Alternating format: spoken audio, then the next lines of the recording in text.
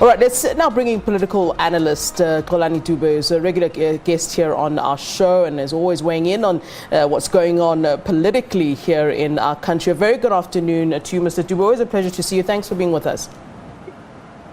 Let me humble myself to you, Flo, as well as to the viewers. Thanks so much. Political parties have indeed begun with their campaigning, as you've seen. Considering how much has happened and really how much things have changed since the last time that we voted, will this have an impact or effect on how people will be voting this time around and what people generally will want this time around from the different political parties? Look, Flo, we have an evidence that we have gathered for the past 27 years, 27 years, that democracy and elections are just gimmick rituals of nothingness. And so in a plantation, Flo, where there is a relationship, a very skewed and a very inhumane relationship between the master and the slave, never expect democracy, never expect that those who are perceived to be slaves will be free through the ballot box. And so it's just, as I said, is a gimmick. And I don't think that really we need to expect that the true liberation of the South African native will be achieved through the ballot box. Yeah, you know, we're used to the rhetoric, Mr. Dube, and I wonder this time around, just leading on to my first question, if our political parties at this time clearly speaking to the current needs and issues and things that people are speaking to of what they desire this time around. I mean, a lot has gone wrong. I mean, let's look at jobs, for example. Many people are losing their jobs. A lot of people unemployed at this time. I mean, there's just so much that is very wrong, and one wonders if political parties are speaking to those current situations. And I'm sure this is where the opposition parties would be able to then, penetrate and be able to fill in the gaps. But I wonder if they're doing that, or if we're still sort of hearing the same old, rhetoric that we've always been accustomed to.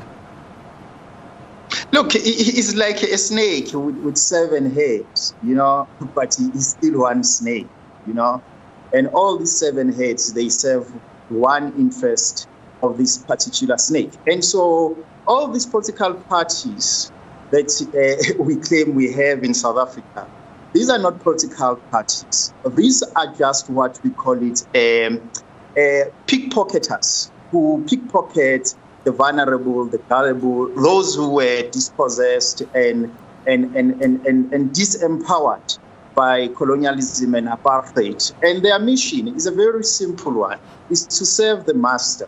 And so we need not to think that there is plurality of ideas when it comes to these political parties. All of them, they pray and they kneel to the minerals energy complex. Let me give you a very simple example, though.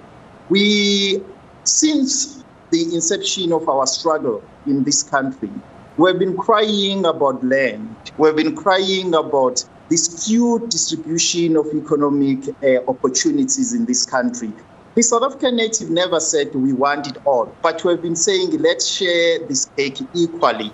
But those that we voted in 1994, we thought that they will carry our hopes and make our hopes a reality.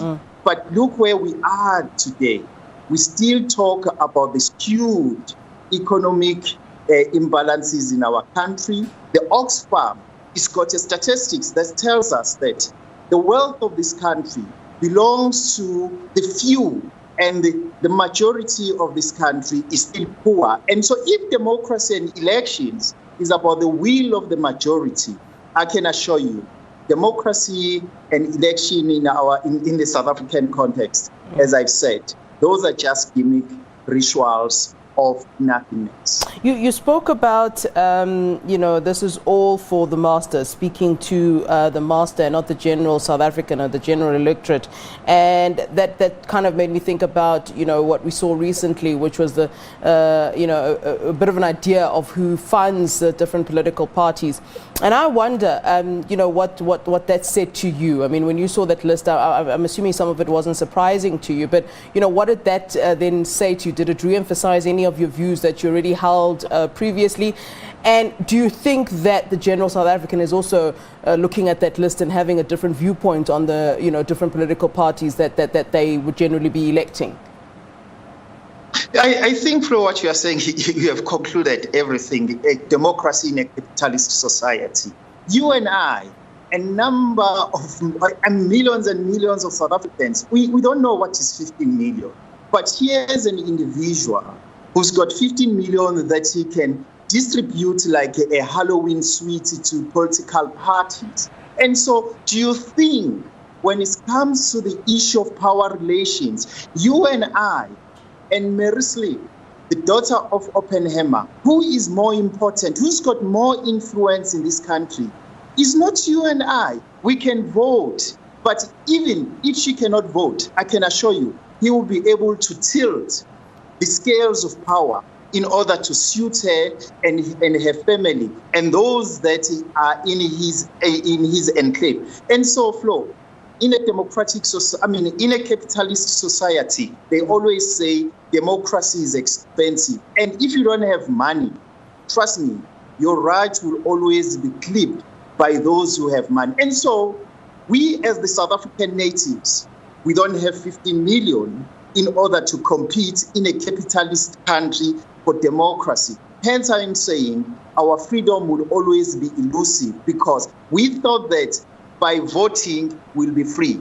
We will never free ourselves through the ballot box. The ballot box is the end product of lots of processes. We need to go to the head, and we need to struggle, or we need to capture the head. And what is the head? Are the policies. We need to contest the implementation of policies not through the ballot box, by mobilizing people street by street to say, this is what we want as South Africans. Not through the ballot box. It will never help us. We have seen it for the past 27 years. I mean, Mr. Dube, you talk about these past 27 years where people have continuously voted for the ruling party, have continuously voted for the ANC.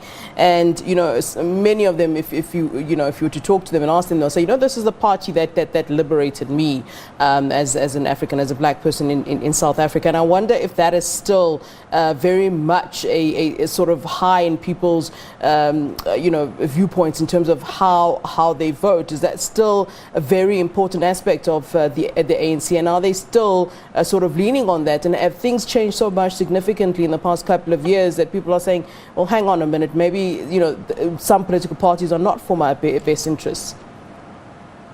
Look, Flo, let me tell you something. This system and structures, and mainly this political system that is operating in South Africa, was not meant for the South African natives. It was meant for the others.